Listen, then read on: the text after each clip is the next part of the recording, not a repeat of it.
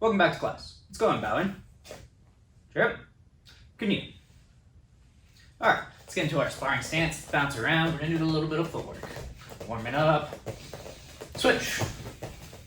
Remember when I say it, try to go as fast as you can as soon as you hear me say switch. Switch. Arms are nice and relaxed. Step forward. Trying to move quickly. Skip backwards. Pivot. Switch. Chest turns all the way. Switch. Reverse switch. Skip forward. Step back. Skip forward. Step back. Switch. Reverse switch. Pivot. Switch. Keep bouncing. Move back and forth. Up and down some. Switch. Step forward. Step back. Switch. Step forward. Step back. Switch. Skip forward. Skip back. Switch. Skip forward. Skip back. Switch. Reverse switch. Take a breath in. And out. And jumping jacks.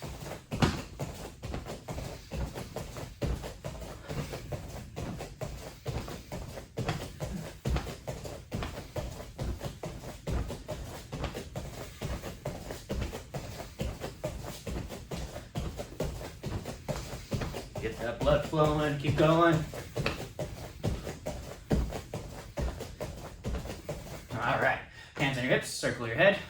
A few times one way, and I'll tell you when to switch. Switch directions.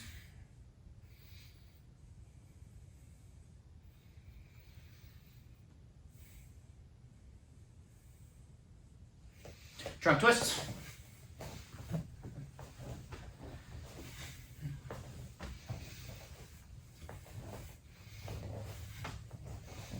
Stay nice and relaxed. Turn as much as you can. Try not to have much tension.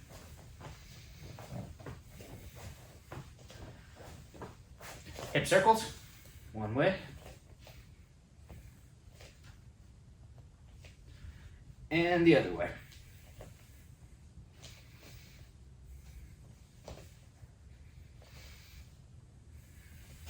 Knee circles.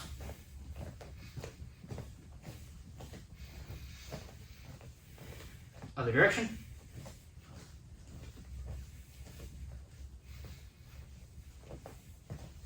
All right, stop and stretch.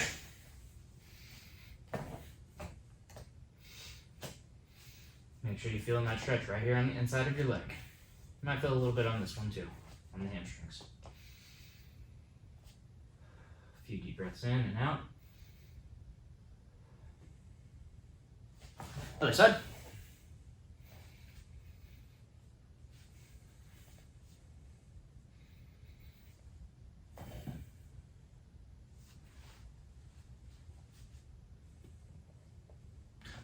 Rotate the back foot, raise that heel up to the sky. Feel a stretch right on your hip flexors, right up here. Try to square your hips towards the front foot. Don't have it so your hips are pointed this way. Hips are here. And other side, same thing.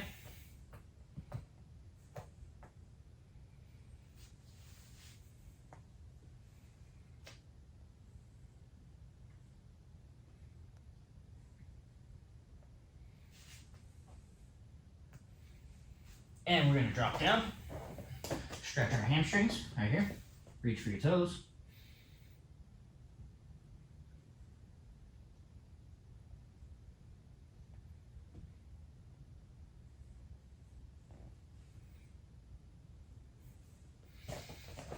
Other side.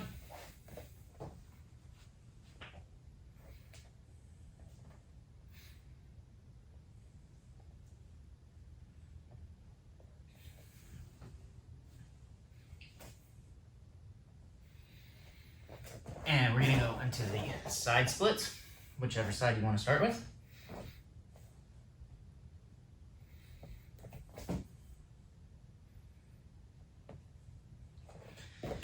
Come up, go all the way to the other side.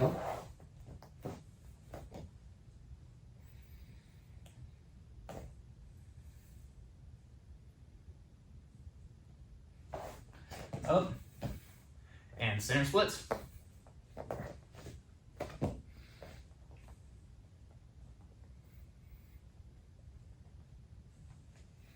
Stand up, hip twist.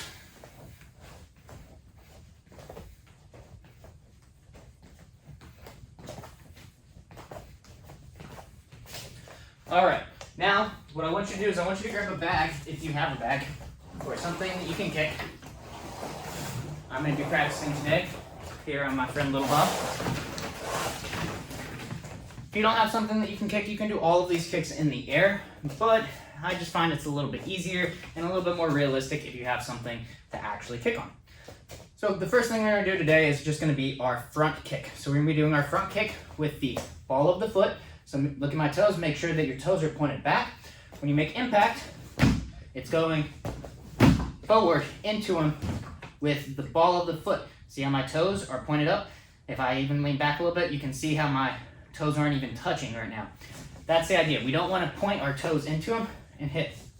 Now I've seen some people when they're doing this front kick with the front or with the ball of the foot, they bring their knee up and they shoot it forward like this. Like more it's a push kick motion where the knee came up and then you extend out.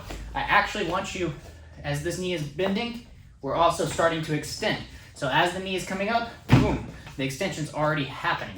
Instead of raise it up and then push forward, that's gonna be more of a push kick. We want it as the knee's raising, boom, the extension is happening all at once. I'm pushing my hips forward with this, hitting with the ball of my foot. So make sure it's all together with the kick instead of here and then pushing. That's gonna end up more like a push kick with the ball of the foot rather than a front kick. So we're gonna do front kicks. Ready? My count. And 3.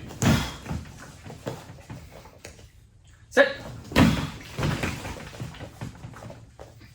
Net. Yes. Yes. Do good. Try to keep your hands up. Don't keep them stiff, but keep them up. Even if it's here, don't drop your hands below your belt. What number was on? Yes, sir. That number, sure. Yes, sir. Good. Hello.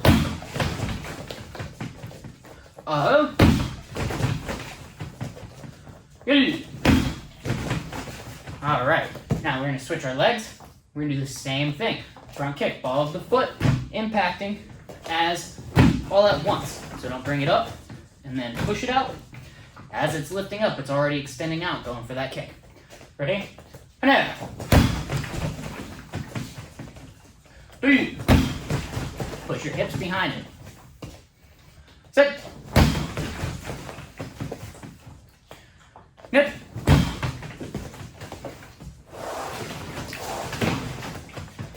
Yes. Yes. Good. Hello. Uh-oh. 3. Take a breath in and out. So when we're doing these front kicks, you can kick these up towards the face, trying to hit them in the chin, boom. You can do that, but I usually recommend hitting just to the body, and usually not even up here. I recommend hitting so where the pecs are, boom, underneath. If you kick them in the pec, well, there's typically a lot of muscle there, and it's protecting those ribs. Plus, the ribs up here are a lot more connected than the ribs are down here. The last few ribs are called floating ribs. They're more off to the side here, though, than straight ahead. But you hit those, and those ones break pretty easily because they're not really connecting to anything. And then a little bit above that, you have what's called your false ribs. So what they're doing is they're coming out, And they're connecting at the end, but they connect to another rib. They don't actually connect to our breastplate or our sternum, the bone right here in the middle. They connect to another rib through cartilage. So those ones also will be easier to break. And then, of course, we have just all the organs in here that are just protected by the abdominals. We can do a lot of damage by kicking straight to this area. So we can do a lot of damage here. You might not get the knockout immediately, but if you break somebody's ribs, well, they're gonna have a hard time fighting you after that. So I want you to kind of be aware of where we're targeting. Yes, you can pull an Anderson Silva and kick a front kick right to the chin, knock them out, possible, but it's a lot more difficult, harder to get power that high. Let's just go, we can go for the simple, right to the ribs and break ribs pretty easily. All right, so the next thing we're gonna do is we're gonna do roundhouse kick. So we know how to do roundhouse kick. We're gonna start with the rear. We're going to turn, impact, and then bring it right back behind us. Again, if you don't have a bag, you can kick in the air and bring it back, but I would prefer you to kick on a bag right now if you do have a bag. So we're going to kick with either leg, right or left, whichever one you want to start with. Roundhouse kick. Ready? And air. 3. Set. Net. Yes. Yes. Is good. Yellow. Aham. Yellow. And now we're going to do the same thing onto our other side. I'm turning the bag so that it's a little bit more realistic to what I would be fighting. If I'm sparring, it's going to be person a little bit more sideways instead of straight on. So when you kick and bob like this, it might not be as realistic because they're probably not going to be sparring you standing like this. So I have them turned to the side. One thing you have to be aware of if you do have a bag like this is that you cannot kick to the back. It does not feel good if you hit that plastic on the back. It's not protected, so we want to make sure we're only kicking towards the front or the sides whenever we're doing this. All right, other leg, ready? Ready. 3. Set. Net. Yes. Stay nice, relax, loose. Yes. Good go. Get over. Uh-huh.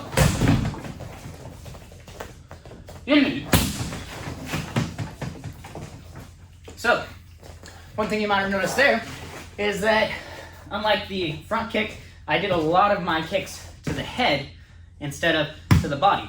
Why? It's easier to block a body shot than it is to block a head shot. Our arms, especially when we're just doing Taekwondo sparring, are naturally about this high. So the chances of you kicking an elbow and arm is going to be much easier. If you kick to the head, yes, they can still do just a little outside block and be able to block it. That's always possible, but typically people don't see it coming as much. It's very common for people to just kick to the body. But if we kick to the head, they might not see it coming, might be a little bit more difficult. Chances are the hands will already drop down, so they would have to do a raising action. So I like to kick there, but the body is also a great target.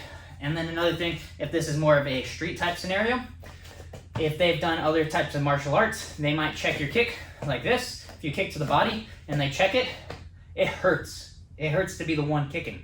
Usually hurts a little bit more to be the one kicking than the one to get kicked if they block it with a check. So it's not going to hurt as much if they block with the forearm, because this tends to collapse a lot more than the leg does when they check it. So head kicks also are going to hurt a little bit less if your opponent does block it. If your opponent doesn't block at all and you can just get a nice one off to the ribs, well, one kick and the fight's over. So, all right, we're going to move on now. We're going to go to our back kick. So we know how to do our back kick. We're going to have our target facing us, and we're going to do it all in one fluid motion. So remember, when we break it down, it's 1, turn the heels, 2, turn and look, I see my target, 3, kick straight back like a donkey. So what we're going to do is we're going to kick and then we're gonna bring it back and kick again with the same leg. So I'm not gonna do this, boom, and then spin all the way around. I don't want you spinning all the way around. I want you to face target, turn, look, kick, and then bring it back right here. Notice how my back is completely exposed to my target. And I'm gonna step again with the leg that just kicked, putting it back in the rear, facing my target. This is gonna stop you from overturning. So a lot of people, they kind of do this and they end up overturning or they'll end up missing. We're gonna try to break that habit now. We're just going to turn, kick, set it down, and then step again. You don't even have to set it down if you, right here, facing away, if you don't need to. You can just kick and bring it all the way back behind you, back into the sparring stance if you're able to do that. If you're having a little bit of trouble, turn, look, kick, set it down, and then step again. So we're gonna be kicking 10 times with the same leg. We're not gonna alternate. Ready? Now, make sure you see your target. 3, set.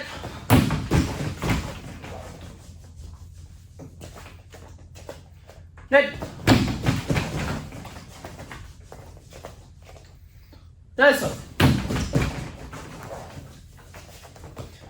yes. Good. Make sure you're kicking with the heel. Heel. Knee should be pointed down, not away from your other knee. Uh-huh. Good. Remember, as we kick this, I don't want this other knee, or the kicking leg knee, to come up and point off to the side. I want it to point down as you shoot it straight back. That's why I call this one a donkey kick. All right, so we're gonna switch legs. We're gonna do the same thing. Ready? And out. Hey. Set. Okay, kicking in the air. Net. Kick. Boom. Bring it back. Listen. That one I kicked with the ball of my foot. It should have been my heel. Make sure you're kicking with your heel. Yes. Keep going. Get over. Uh-oh.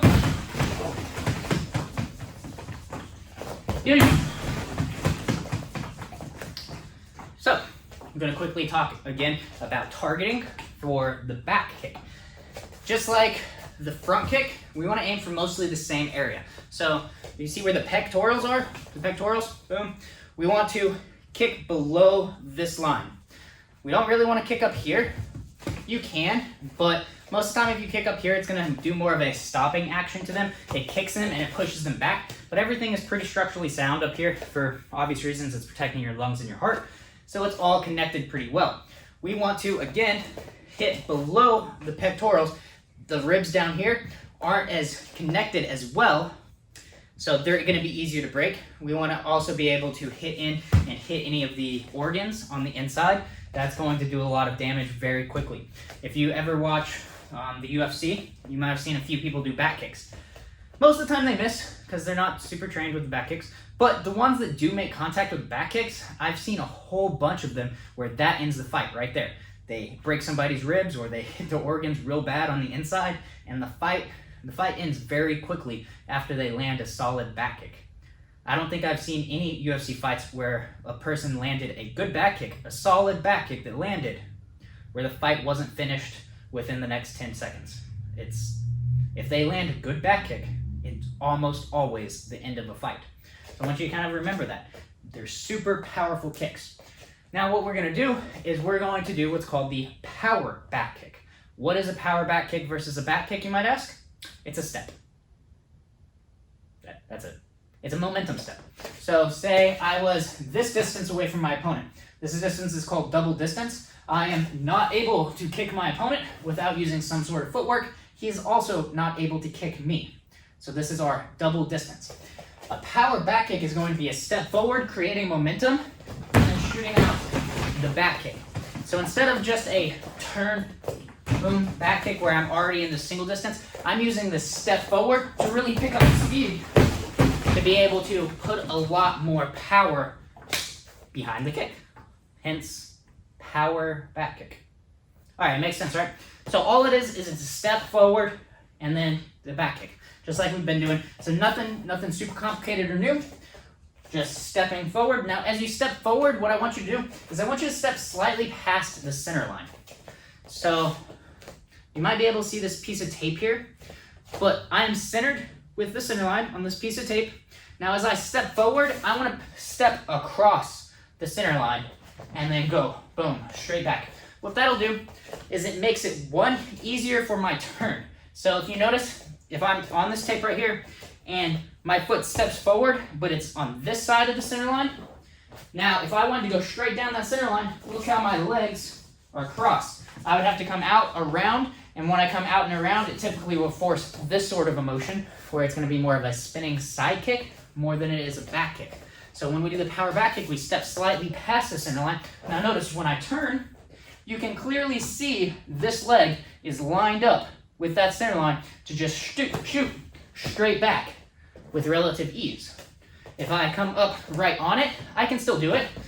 It's a little bit harder. If I pass it, it's easier. If I come up short of it, it's usually going to turn into a turning side kick or a spinning side kick, whatever you want to call that.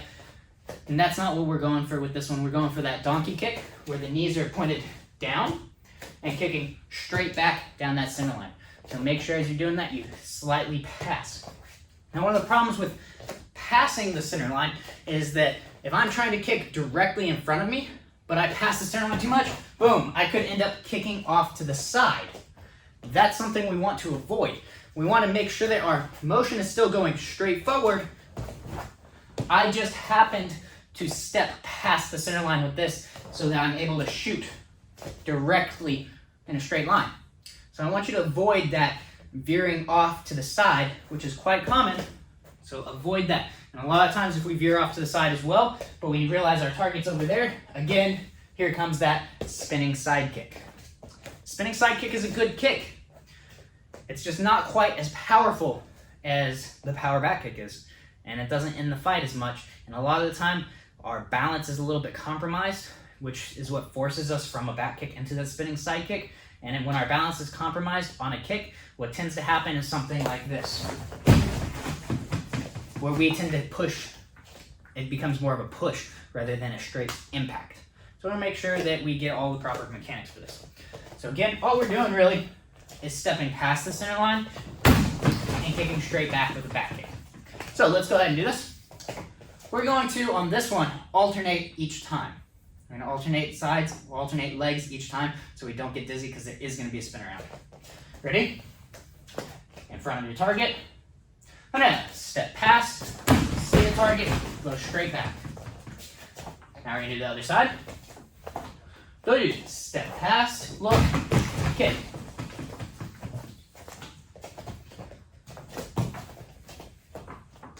Set.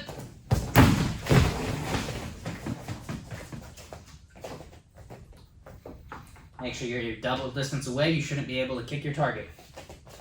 Net.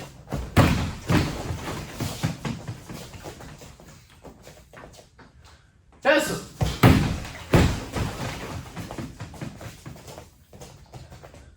Yes.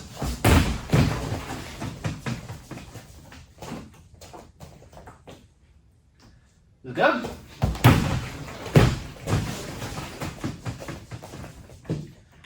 Get over.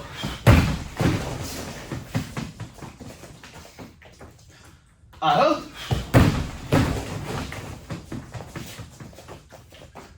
Union. Great. Finish up your 10. All right, now I want to talk to you about something, and I see people do this, and I think they do this because it makes them feel cool. So I want you to avoid doing this. So as I step up, boom, and pushing, and knocking the bag all the way over. My bag is filled completely up to the top, all the way up to it with water, and I can still knock it over. I can knock it over on any sort of a push kick that I want, it will always fall if I do a push kick, if I want it to fall. You do not want the bag to fall. If the bag falls over when it is full, that means you're doing the wrong kick. Unless you're doing a push kick. If you're doing a push kick, by all means, the bag should fall over. But if you're not doing a push kick, the bag should not fall over. That means you're doing the technique wrong. These are impact kicks. So the difference between an impact kick and a push kick is that the impact puts the power in and boom, all the power goes right into the kick. A push kick, we touch it and then the power is applied behind the kick. So a push kick does not hurt. Unless your opponent trips and falls over and hits their head, a push kick will not ever hurt. A actual kick, an impact kick, so I just showed you a push kick it was just a basic push kick. I'm gonna do a front kick with my heel. That'll break ribs, that'll break bones. This will not ever break a bone unless it is on them falling. That is the only way they will break a bone with a push kick. So same principles go to a back kick. The power is applied before the kick actually makes contact, not after the kick has made contact. I want to illustrate this, and I really want you to understand this because it is a very important concept. If you are actually trying to end a fight, pushing them over, it could be a great thing to do. You know, maybe you take advantage of them falling backwards. But one kick, what was a push kick, could have been an actual kick, an impact kick, and that could have ended the fight immediately. So I want you to kind of realize this. If you are kicking a bag and you are practicing a back kick should never be a push kick. Never. That means that maybe your opponent stuffed the kick, the distance wasn't quite right, and that's the only time it'll be a push kick. A back kick should never knock over the bag. If you knocked over the bag, that means you're doing a push kick, and that is wrong. So keep that in mind. Or you need to fill up your bag. If it doesn't have any water in it, it's going to fall right over. Makes sense. So just keep those principles in mind whenever we are doing this. So we're going to do 10 more power back kicks. That way we can have 20. Ready? Alternating sides each time. And go. On it. Make sure you're hitting with that heel. 3.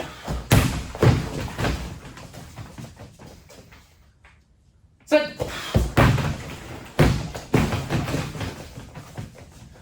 Net. Yes. Yes. Go. Get up.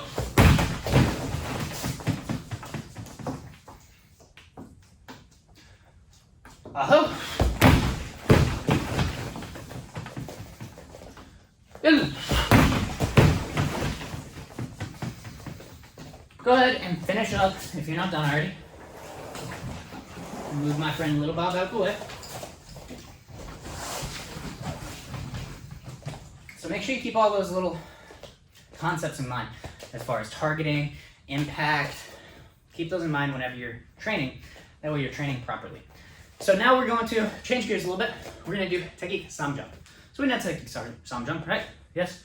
Yes, yes, yes. Do you know it? Do you know it? Yeah, all right, cool. We all know it. Ready? Here. Junbei. 1. 2. Make sure we land that first punch as our foot touches the ground. 1. 2. 1. 2. 1. Back stance. Left hand outside one. Fingertips, shoulder level. 2. 1. 2. 1. 2. All the way around, we'll block. 1. 2. 1. 2. 1. Little block punch. Walking stance. 2. 1. Left front kick, left low block, right punch. Still walking stance. All of these are walking stances here. 2. Front kick, low block, still in a walking stance. Left leg goes around, foot over. Alright, change the directions, which you are starting. Trip. Jumbe. Ready? 1. Walking stance. 2. Forward stance. 1. 2. 1. 2. 1. 2. 1. 2. 1.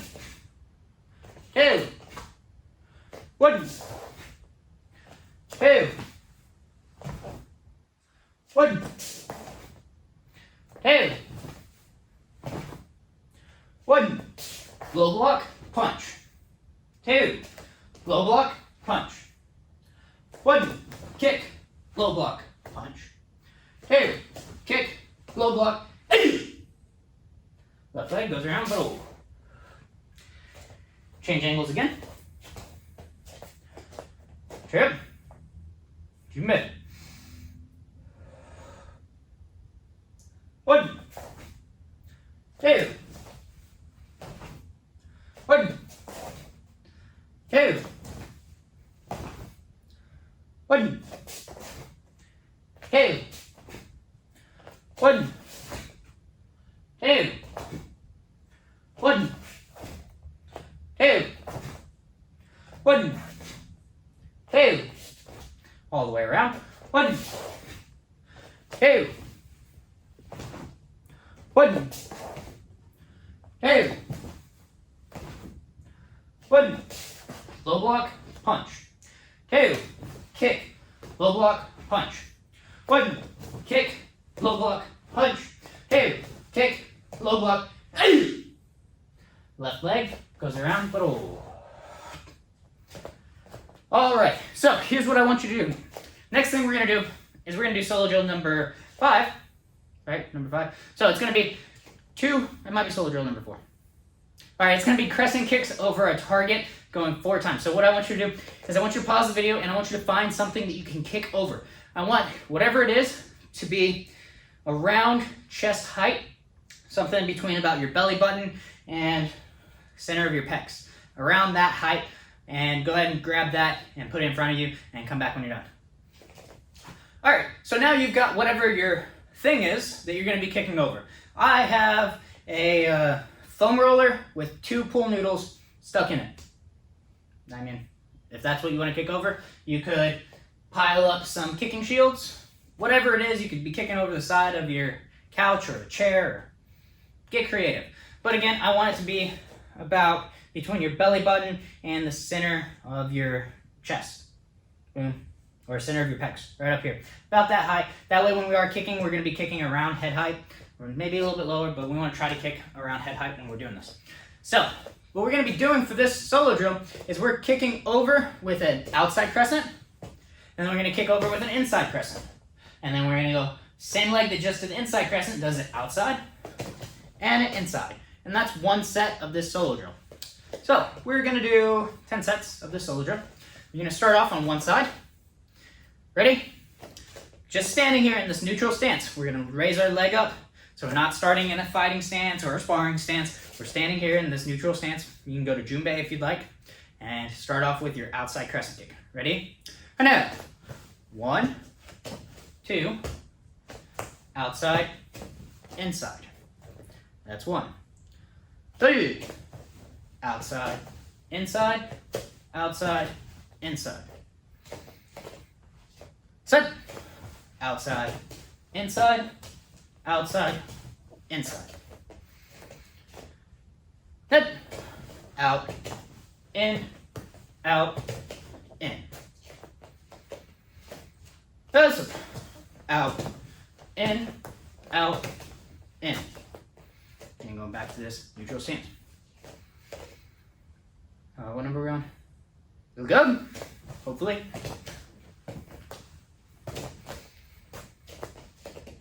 Go.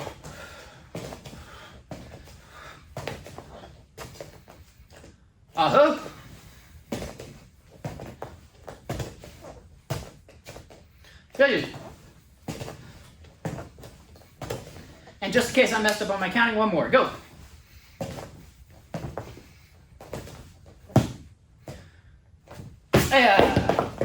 All right. So now what we're going to do is we're going to practice our spear hand. So we just did that solo drill, crescent kick. Pretty simple, right? It could be difficult depending on how high you're kicking over, and I want you to make it difficult for yourself. Practice, strengthen it a little bit. But now we're going to move on. We're going to go to our spear hand. The way we're going to start off our spear hand is going to be from this position here. So this position is our double knife hand, outside blocks. Don't worry about that so much right now. We're just going to worry about the spear hand portion. So from here, we're in a back stance. We're going to palm block down with our front hand. Our other hand is going to go to our belt as this one palm blocks down. I'm going to step forward and spear hand. The spear hand, I want you to go ahead and feel on yourself right now. Feel your rib cage. Feel where it touches your sternum. We're not going to go through that sternum. We're not going through our breastplate, the bone right here. It's not going to happen. You're going to feel where they connect, and you're going to go just under where they connect. A little bit of the lung is exposed there. You can hit the lung. It'll crush the bottom of the lung, shoot the air out of your opponent, making it very difficult to breathe. If you ever had the wind knocked out of you, that's what it does. It knocks the wind out of you. So we're here. As I'm stepping, that's when this palm block is happening. My other hand that was on my chest, right where the black square is going to go to my belt and then shoot over as I land, going right below the sternum. And now I want you to look here. The back of my hand is touching my elbow. Right here. Not right here. Not up here into the armpit. Right where the point of my elbow is, that's where the back of my hand is going to be. This one is pointed right down, right there to the lung, bottom of the lung. So we're here. We're going to, as I step forward, palm block down, this hand goes back to the belt, land, straight spear hand. All right, let's do this. So we're here, ready, and now. Set up again. Just step back right into the stance. We're in a back stance, going to a forward stance. Set. Good. Yes. Yes. This is good. Get over.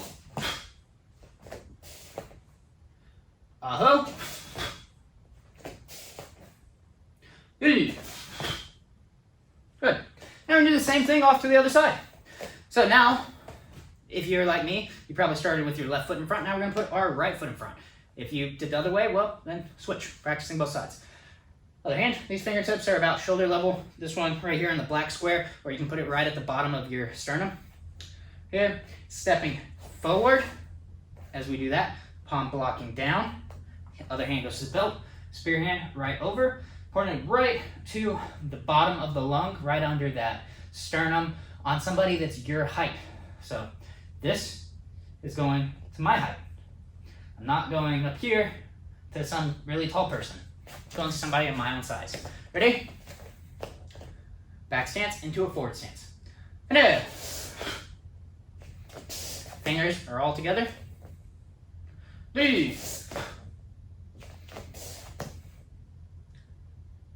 Sit. Good. Yes.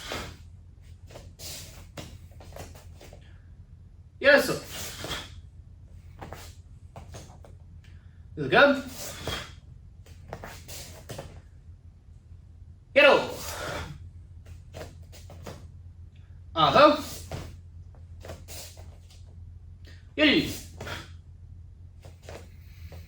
Take a breath in. All right, so now we're going to do conditioning. So with our conditioning, we're going to do our balancing side leg raises. We're going to do 3 sets of 10 of our balancing side leg raises. So we've done these before. We're just raising the leg up to the side and dropping it back down. Now make sure our head, hip, and foot, heel are all in one straight line as we do this. Do not touch the foot down on the ground, and don't lean your body forward, creating this massive L shape.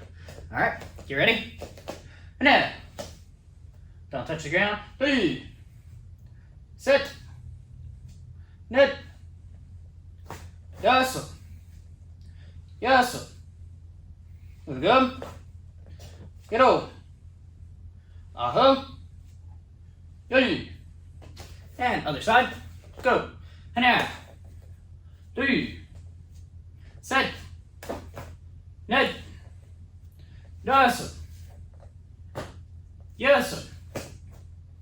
Good. Get over. Yay. All right, that's one set down. Switch sides. You can just flow right into these. I know you can do it. Ready? And now. 3. Set. Net. Yasu. Yasu. Good. Get over. Yay. Other side. Ready? Now. 3. Set. Net. Yasu. Yasu. Good. Get over. Yay. Got one more set on each side. You ready? And now. 3. Set. A little faster. Net. Yasu. Yasu. Good. Get over. Yay. Last one. Ready? Go. And now. 3. Set. Net. Yasu. Yasu. Good. Get over. Yay. Take a breath in and out. So you probably feel it right here on the outsides. We're going to stretch our abductors. So turn your toes towards the inside on one foot. Push your hip out to a 45-degree angle, and then open.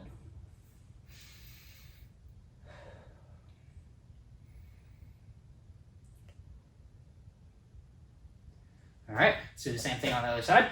Turn your toes in, point your hip out, open it up to a 90 degrees.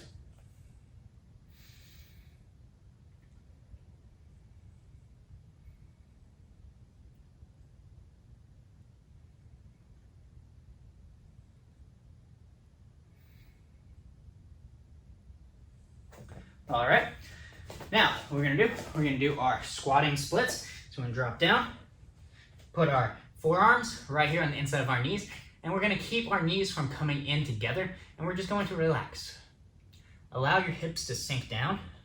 The muscles are gonna pull apart, so just try to tell your muscles, relax, relax. Allow yourself to sink down, but don't let your knees come in. Our forearms are here to make sure that our knees do not come in. Take a few breaths in. Now we're going to drop one arm down. So I put my palm on that knee, and I'm trying to push that knee further apart as I drop my shoulder down. Other side, hand on the inside, drop your shoulder down and push that knee outwards. This one, forearm is just holding this knee from coming inside now. All right, stand, balancing. If you need to, you can put your hand on something if you need to, and just stretch your quads.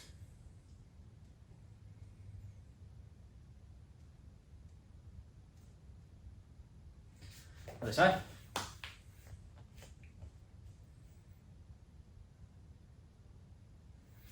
All right, cheery up. Well, good. Great job on that class, you guys.